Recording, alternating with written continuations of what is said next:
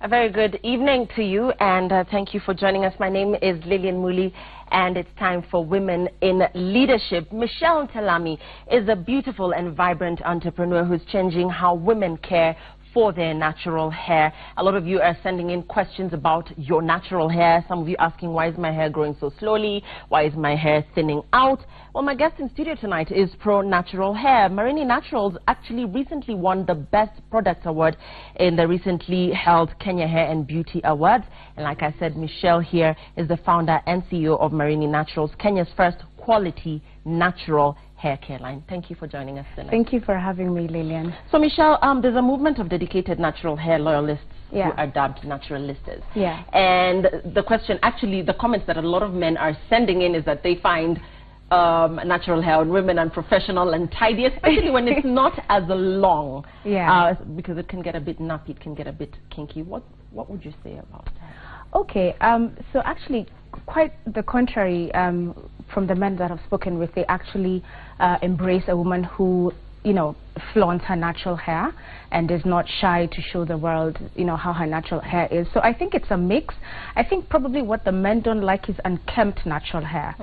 So, I mean, obviously if you're going to, because natural hair needs more maintenance, so if you're going to leave it out open, then you need to know how to take care of it for it to look professional. Okay. Yeah. Away from that, I want to talk about Marini Naturals, and we'll be getting into what this product is actually all about. How was this conceptualized? So, it all began 3 years ago. That was 2013. So, at that point in my life, I was really looking at my lifestyle and how I was living my life. And it was, I would say, it was like a pivotal point for me in my life. It was a turning point for me because I found myself living a very unhealthy lifestyle. I was just eating unhealthy, drinking unhealthy, not exercising. So when I reevaluated my life choices and I looked at myself in the mirror, I'm like, oh my God, is this me at 20-something?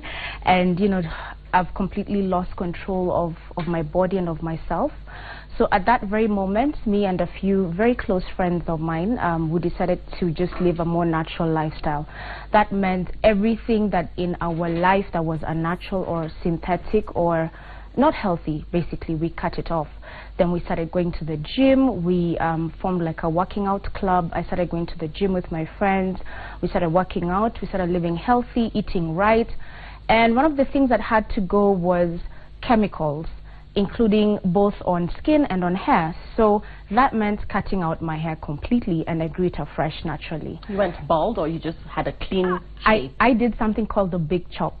The big chop is when you have the guts to just cut off all your glorious hair and just have it boy short and start from there. And talking about the big chop, a lot of women hide behind wigs and weaves. For you, the reaction, I mean, even from your friends and for yourself as a person, when you chopped off all your hair, yeah, was that a struggle, you know, the first couple of weeks, first couple of days, just going with this very short hair? Boy look. Yeah. Quite frankly, it was. I'll be very honest. In the beginning, I was like, what have I done? And it was very scary to actually leave the house like that. And I sort of felt naked. I felt like everyone can see all my flaws.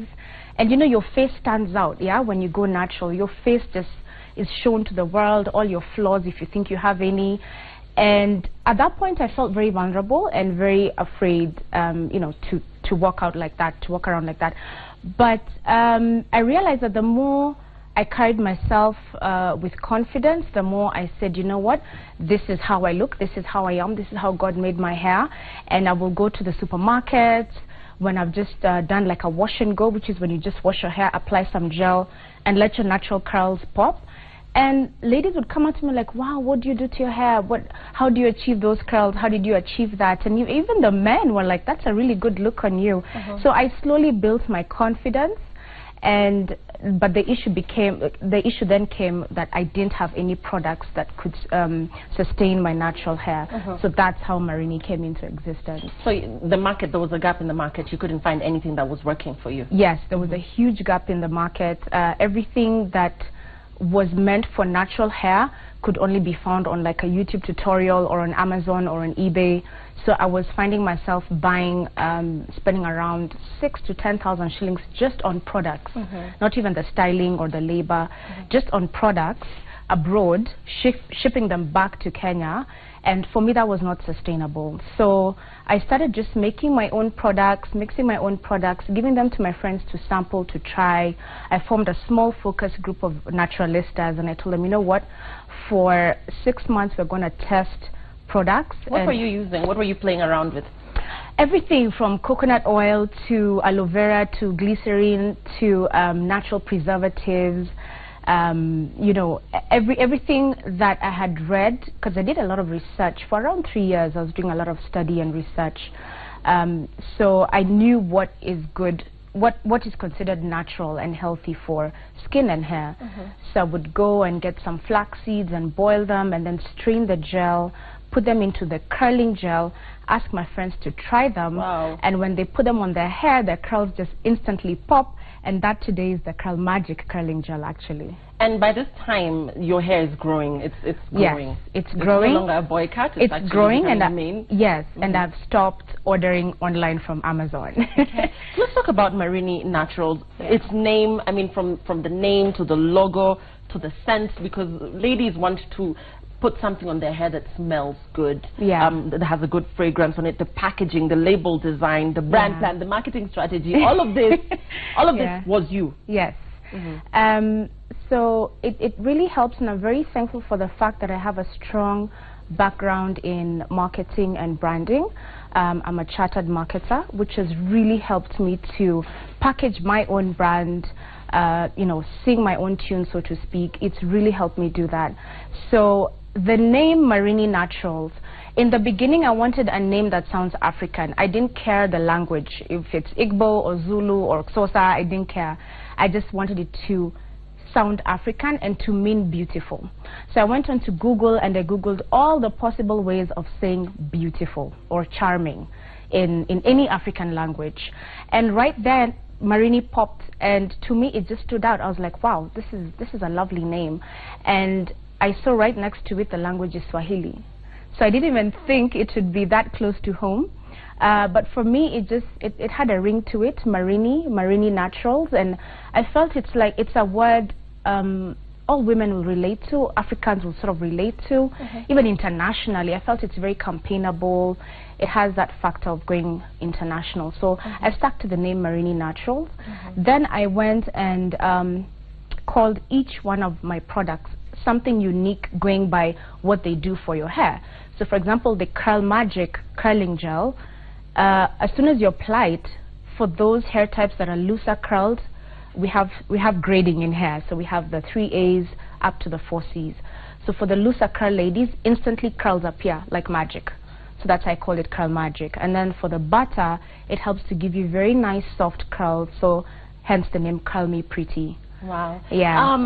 The startup capital, because a lot of people are afraid of venturing into business because they don't have the money. They're competing, say, with international brands like hair care. Obviously, you're in competition with international brands. Yeah. So where did you get the money to start?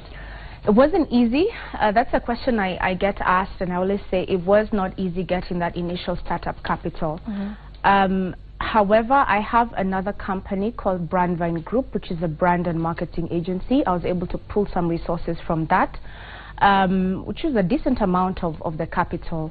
And then my family also really helped me. My mom chipped in a lot financially. She's also my partner in this business. My brother also really chipped in a lot financially, my big brother. So, and then I also joined a SACCO. So you know the beauty with SACCOs, if you put in X amount, you can withdraw ×3. And that ×3 was enough to get Marini started.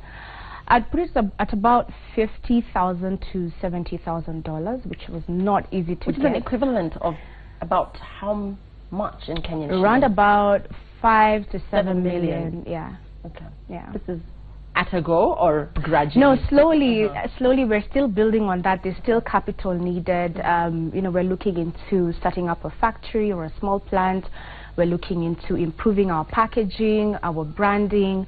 So there's always capital needed. So that's still in phases. The lab testing and the packaging, this is all done locally? Everything is done locally. The designs, thankfully, we have an in-house design team, of course, led by myself, So we conceptualize the branding, the packaging in-house. And then we also have, basically we have a team in-house that does marketing, social media, all that stuff. So that really helps to take off the load from me. And as we continue with the conversation, I want to take some of your questions, because a lot of you are forwarding questions to Michelle here, and let me get those for you. Okay, as they load, let's talk about as the SMSs load. Sure. Okay, here we go. You know, different reactions coming in here. I've cut my hair, I want to be natural, but my hair is hard. So somebody here talking about their hair being a bit kinky. Somebody again saying my hair is hard like steel wool. What can I apply for it to soften and still remain natural? Somebody here saying, how can we eradicate gray hair, which is not related with old age? I suppose she means a lot of chemicals have caused that. So a lot of questions here coming in about hair, and particularly how to make it fuller and softer.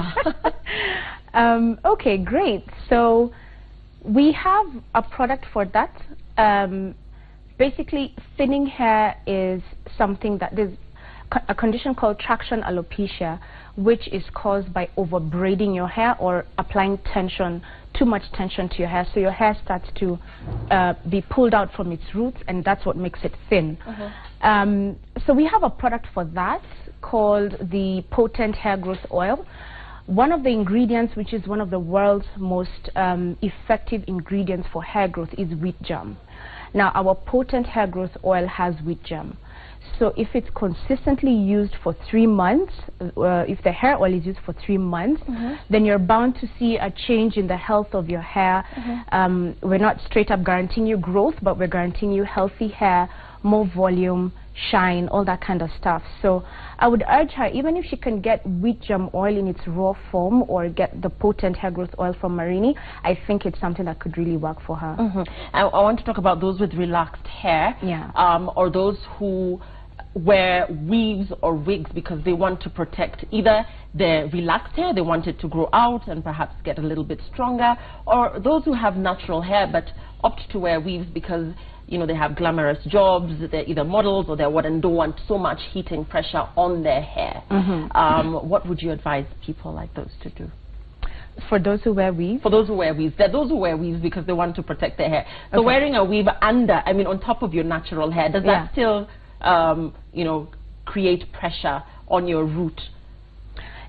No, actually, I am not averse to weaves. I mean, I'm a huge advocate for natural hair, but I myself wear weaves. A weave is a fantastic way to switch up your look, to grow your hair, and to just relax from everyday maintenance. So the first thing that I want to demystify is that I am anti-weaves. But what I do have a problem with is women who wear weaves because they're hiding their natural hair. Whether it's relaxed or natural, they just don't feel that their God-given hair from their roots is beautiful enough to show their world. But if a lady is doing that to switch up her look and to just, she maybe wants a straight look and she's done with a kinky look for a while, that's perfect. Is there such a thing as my hair just does not grow? I mean, there are people who say, you know, we just don't have good hair in our family. No, all hair grows. All hair grows. The difference is the rate at which it grows, which is genetically determined, but also healthy hair regimen practices can influence your rate of growth. So as I'm talking about wheat germ or constantly deep conditioning, moisturizing your hair, having it in protective styles like weaves and braids, loose braids, or crochet braids, that tends to grow your hair faster.